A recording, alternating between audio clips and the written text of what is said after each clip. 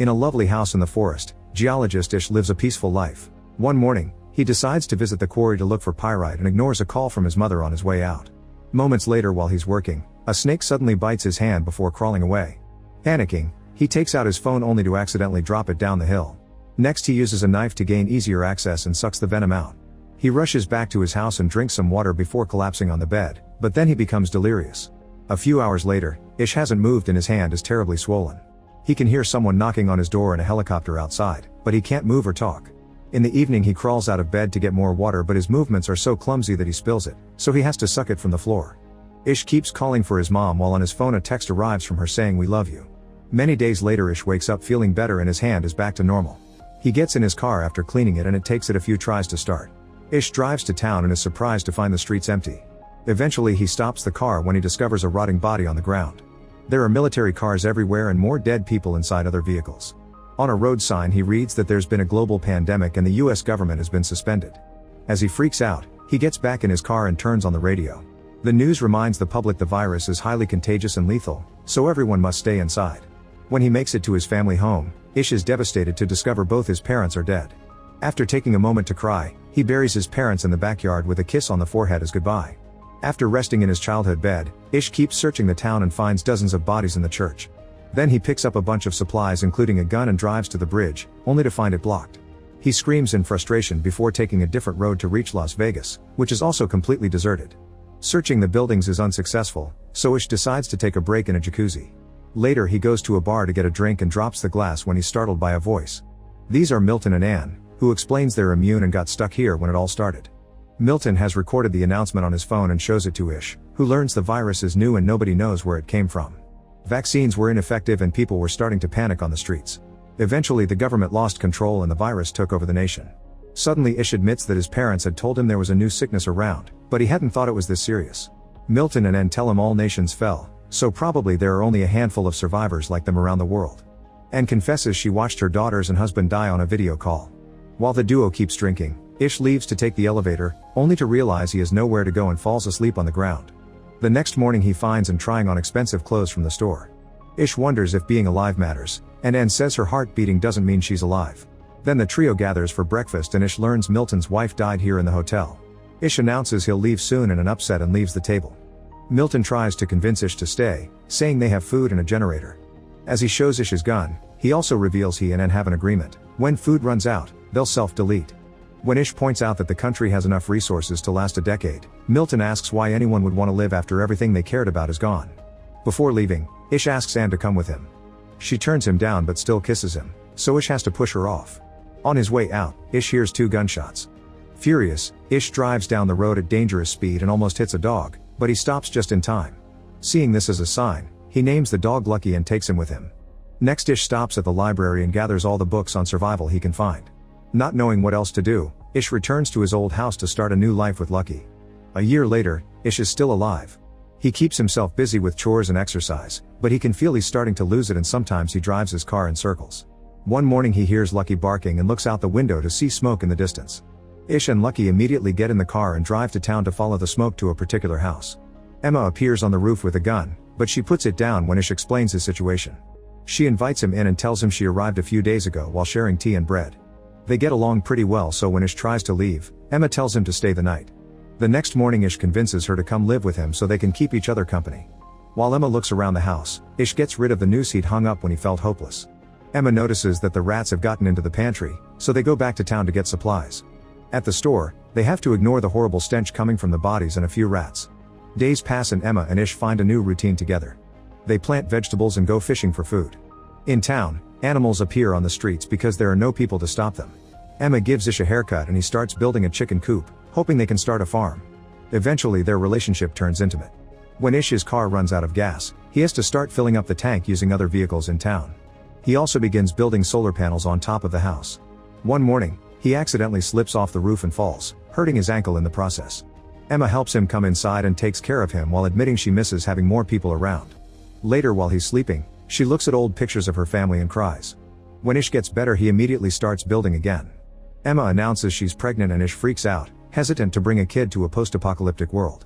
He ends up looking for books on childbirth at the library, where rats are running around too. A few months later, The couple's little farm is going well with plenty of vegetables and even a few chickens. However, Emma points out she needs protein, so Ish agrees to go hunting. He finds a bunch of cows and after lots of hesitation, he shoots one as he apologizes. Then he follows a book's instructions to cut it and get the meat, which he takes home in a cooler. Some days later, Ish finally finishes the solar panels and the house has power, which means they can store food in the fridge again. Emma interrupts the happy moment with bad news. She's found a huge rat in the basement. She had to drown it to kill it since their traps aren't big enough for this size. A quick look through the window reveals that hundreds of rats have taken over the town and are now coming to their house. Ish realizes that the trash is attracting the rats, so he rushes outside to burn it all while Emma shoots at the rats that get too close. Unfortunately, Ish has to burn what is left of the cow as well. No matter what they do, the rats keep coming, so the duo runs back inside and starts working on sealing every door, window, and hole. Emma also pours lots of bleach into the toilet.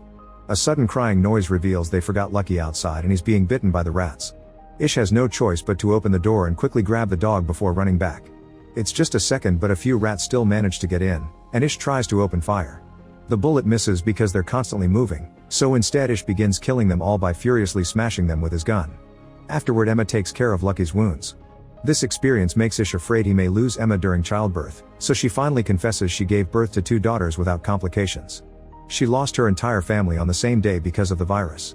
A few months later, the rat infestation is finally under control thanks to the feral cats prowling in the streets. The couple can finally unseal the house and come out again.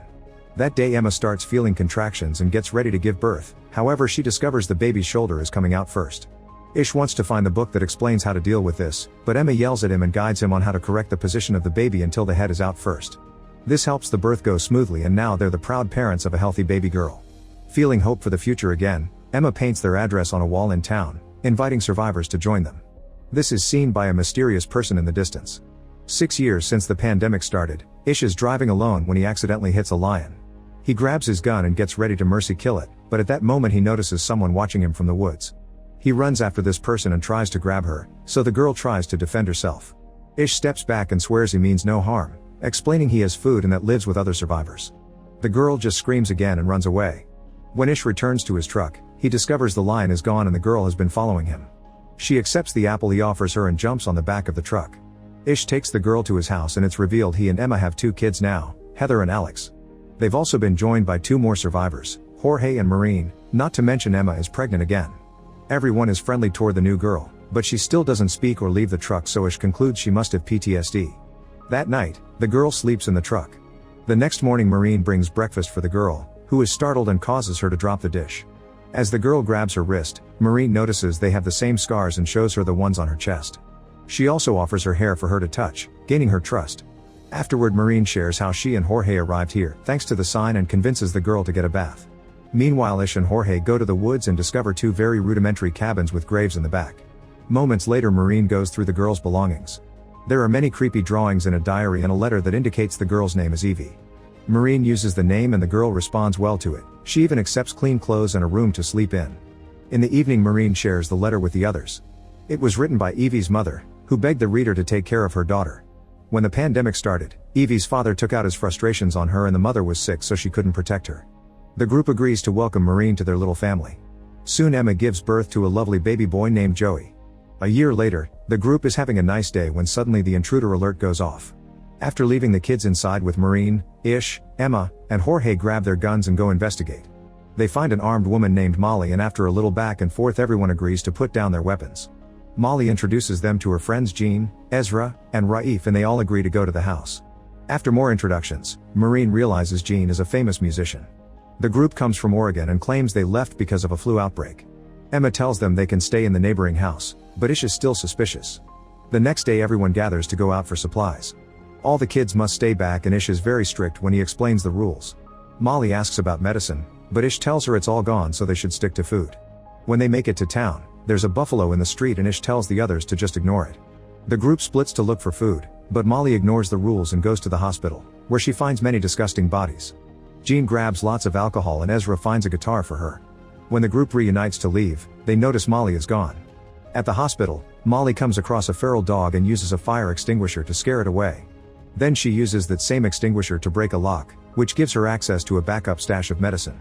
When she finally goes back, Ish scolds her for breaking the rules, but he has to shut up when she shows him how much medicine she's found. That night, Jean uses her new guitar to sing for everyone over a bonfire and Ezra tells a few bad jokes. After everyone goes to bed, Jorge shares his favorite memory with Maureen and they do the dirty for the first time. Meanwhile, Jean gets drunk in the kitchen.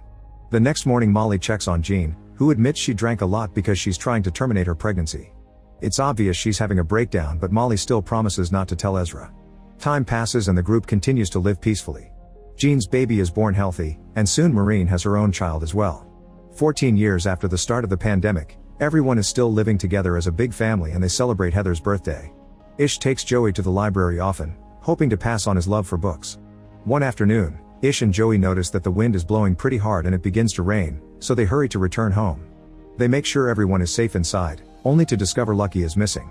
Ish goes looking for him and is devastated to discover Lucky has been killed by a fallen tree.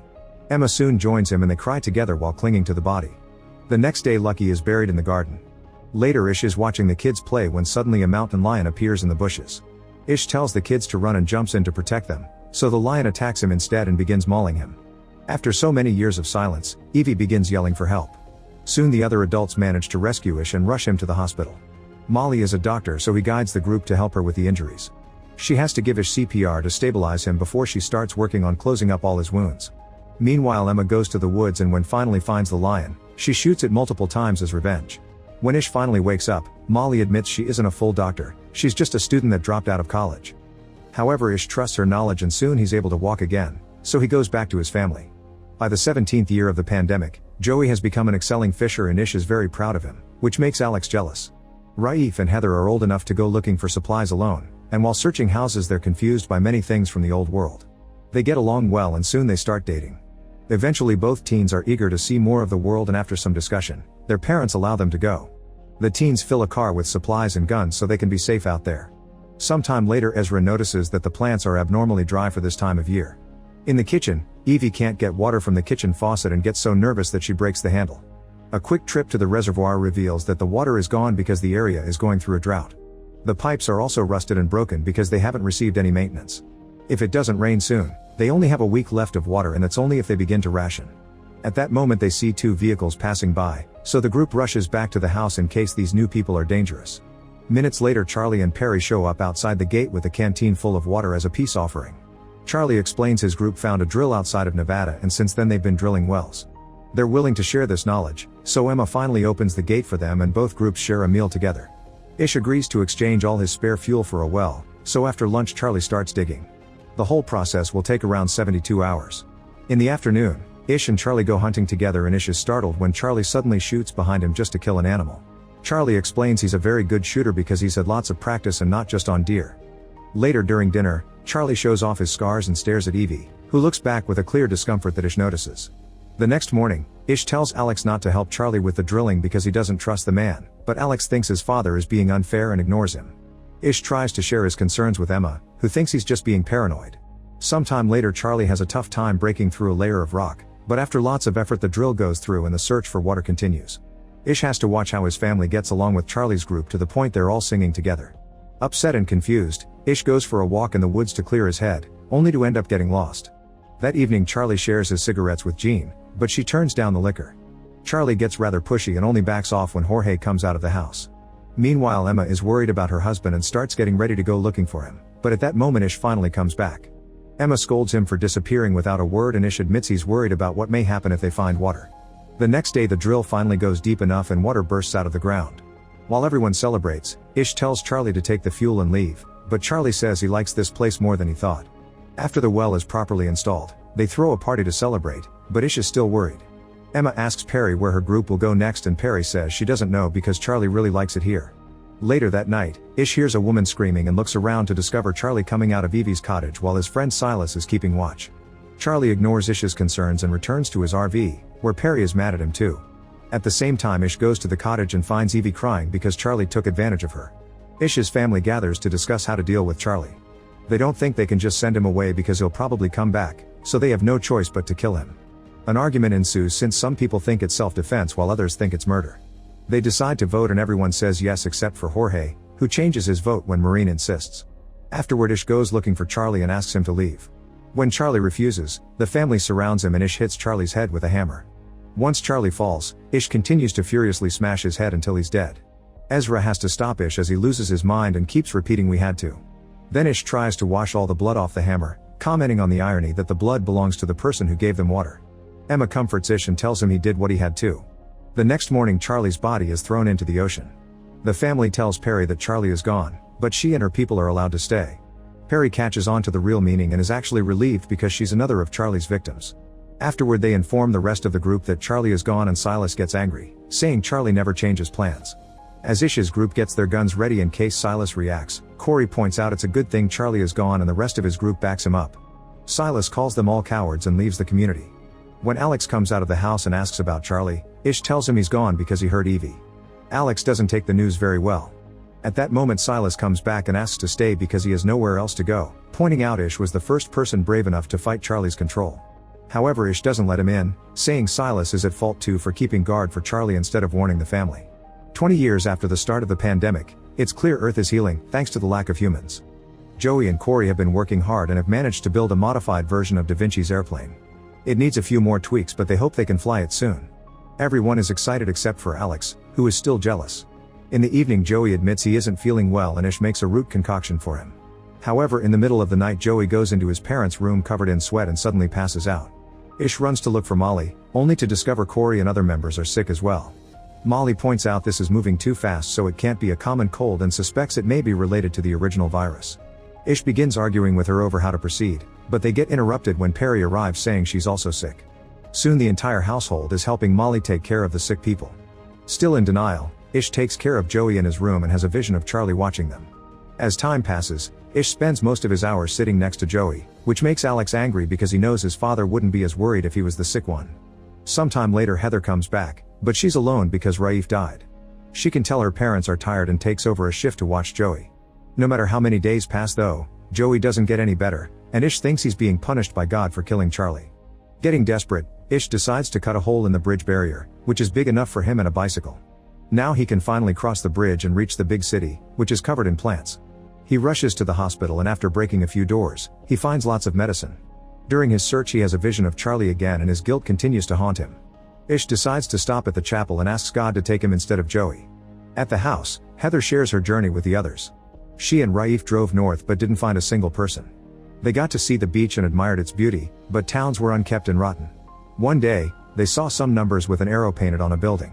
They started to follow them and found the same arrows painted on other buildings, trees, and even rocks, but they never took them anywhere. Eventually they decided to stay a few days on top of a mountain. Suddenly they heard a noise and a strange man appeared in the woods. Heather tried to follow him, but he ran away. When the couple returned to their tent, the man reappeared and grabbed Raif from behind. Raif tried to fight him, but the man retaliated by stabbing him with a knife. A furious Heather immediately threw an axe at him, killing him. Raif only got to say goodbye before dying as well. After burying him, Heather started to make her way home on foot because her car broke down. Hearing all this makes Jean start drinking again. As soon as Ish comes back, he starts getting things ready for a blood transfusion, hoping to pass his immunity to Joey. Heather immediately calms him down and advises him against taking extreme measures too soon. Then she tells her to go to Molly because she's created a new medicine made from tree. Ish picks up Joey and takes him to Molly, who explains the medicine may take a few days to take effect. Since Joey is burning with fever, Ish gives him a freezing bath. A few days later, everyone is starting to feel better. Molly explains this is a strain of the original virus and she can only treat it because it's weaker. Meanwhile Corey asks Heather for a description of the man that killed Raif and realizes it was Silas. Now he has to decide if keeping the secret or not. Unfortunately the medicine doesn't work on Joey, who says his final words to his parents and dies in his bed. Ish doesn't take it well and drives out of the house at great speed, ignoring his family's concerns. He finds the sign Emma painted years ago and covers it up. Then he goes to the library and starts throwing and destroying the books in a fit of fury. At the house, they bury Joey with a few more people who couldn't survive the virus either and they hold a small funeral.